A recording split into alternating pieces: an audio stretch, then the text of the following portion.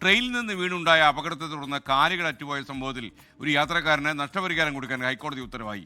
3 കൊല്ലം നീണ്ട നിയമപോരാട്ടത്തിന് ഒടുവിലാണ് മാധ്യമപ്രവർത്തകൻ സിദ്ധാർത്ഥ് കെ ഭട്ടതിരി ഹൈക്കോടതിയിൽ നിന്ന് അനുകൂല ഉത്തരവ് നേടിയത്. സ്വയം വരുത്തിവെച്ച പരിക്കെന്ന ട്രൈബ്യൂണൽ ഉത്തരവ് കൊടുത്തിരുന്നു. അതിനെതിരെയാണ് സിദ്ധാർത്ഥൻ നിയമപോരാട്ടം നടത്തിയതും ഇപ്പോൾ ഹൈക്കോടതിയുടെ ഉത്തരവ് വന്നിരിക്കുന്നത്. 2022 നവംബർ 19 മാധ്യമപ്രവർത്തകനായ സിദ്ധാർത്ഥ് ഡൽഹിയിലേക്കുള്ള യാത്രക്കിടെ ഗുജറാത്തിലെ സൂറത്തിൽ വെച്ച് അപകടത്തിൽപ്പെടുന്നത്. സിദ്ധാർത്ഥ് സഞ്ചരിച്ച ട്രെയിനിൽ പാൻട്രി ഇല്ലാത്തതിനാൽ ഭക്ഷണം വാങ്ങാനായി സ്റ്റേഷനിൽ ഇറങ്ങി തിരിച്ചു കയറുന്നതിനിടയിലാണ് നീങ്ങിത്തുടങ്ങിയ ട്രെയിനിൽ നിന്ന് വഴുതി വീണത്. അപകടത്തിൽ സിദ്ധാർത്ഥിന്റെ 2 കാലും അറ്റു. നഷ്ടപരിഹാരവുമായി റെയിൽവേ ക്ലെയിംസ് ട്രൈബ്യൂണലിനെ സമീപിച്ചെങ്കിലും സ്വയം വരുത്തിവെച്ച അപകടമെന്നായിരുന്നു മറുപടി. ഇതിനെതിരെയാണ് സിദ്ധാർത്ഥ് നിയമപോരാട്ടം നടത്തി അനുകൂല വിധി നേടിയത്.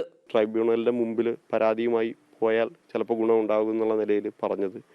അങ്ങനെയാണെങ്കിൽ പോകാമെന്ന് പറഞ്ഞ് ട്രൈബ്യൂണലിലേക്ക് പോകുന്നു. ട്രൈബ്യൂണൽ അത് തള്ളുകയാണ് ഉണ്ടായത്. ഹൈക്കോടതി പക്ഷേ ഈ വിഷയത്തിൽ അശ്രദ്ധമായി പെരുമാറിയത് കൊണ്ടാണ് ഇത്തരമൊരു വീഴ്ച ഉണ്ടായതെങ്കിലും മനഃപൂർവ്വമായ ഒരു അശ്രദ്ധയല്ല, ഒരു ആത്മഹത്യാപരമായുള്ള അശ്രദ്ധയല്ല എന്നുള്ള വ്യാഖ്യാനം നൽകി അത്തരമൊരു പരാമർശം നടത്തിയതുകൊണ്ട് അതൊരു ആശ്വാസകരമായ വിധിയായി ഞാൻ മനസ്സിലാക്കുന്നു. മനഃപൂർവ്വം വരുത്തിവെക്കണമെന്ന ഉദ്ദേശത്തോടെയല്ല അപകടം നടന്നതെന്നും നോ ഫോൾട്ട് റൂളിന്റെ സുപ്രീം കോടതിയിലുള്ള മുൻകാല വിധികളും സിദ്ധാർത്ഥിന് അനുകൂല ഉത്തരവ് നേടുന്നതിൽ സഹായകമായി. അപകടത്തിന് പിന്നാലെ ഉണ്ടായ ശാരീരിക ബുദ്ധിമുട്ടിനെ തുടർന്ന് മാധ്യമപ്രവർത്തനം ഉപേക്ഷിച്ച് നിലവിൽ PhD പഠനത്തിലാണ് സിദ്ധാർത്ഥ്. ഡൽഹിയിൽ നിൽക്കുമ്പോൾ നമ്മുടെ എല്ലാം തന്നെ സഹപ്രവർത്തകനായിരുന്നു. ഇന്നിപ്പോൾ നിയമപോരാട്ടം നടത്തി ഒരുപാട് പേർക്ക് ഇത്തരമൊരു നിയമപോരാട്ടത്തിലുള്ള സാധ്യതയുണ്ടെന്ന് മനസ്സിലാക്കി കൊടുക്കുകയാണ് സിദ്ധാർത്ഥിന്റെ നിയമപോരാട്ടത്തിലൂടെ. എന്തായാലും ഇനിയുള്ള ആളുകൾക്കൊക്കെ തന്നെ ഊർജ്ജം നൽകുന്നതാണ് ഈ നിയമപോരാട്ടം.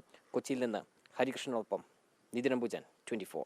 ലോകത്തെവിടെയായാലും ഏത് സമയത്തും 24 വാർത്തകളും ഓഗ്മെന്റഡ് റിയാലിറ്റി പാക്കേജുകളും എക്സ്പ്ലെയിനറുകളും വിശദമായി കാണാൻ ഞങ്ങളുടെ YouTube ചാനൽ നിങ്ങൾക്ക് സബ്സ്ക്രൈബ് ചെയ്യാം.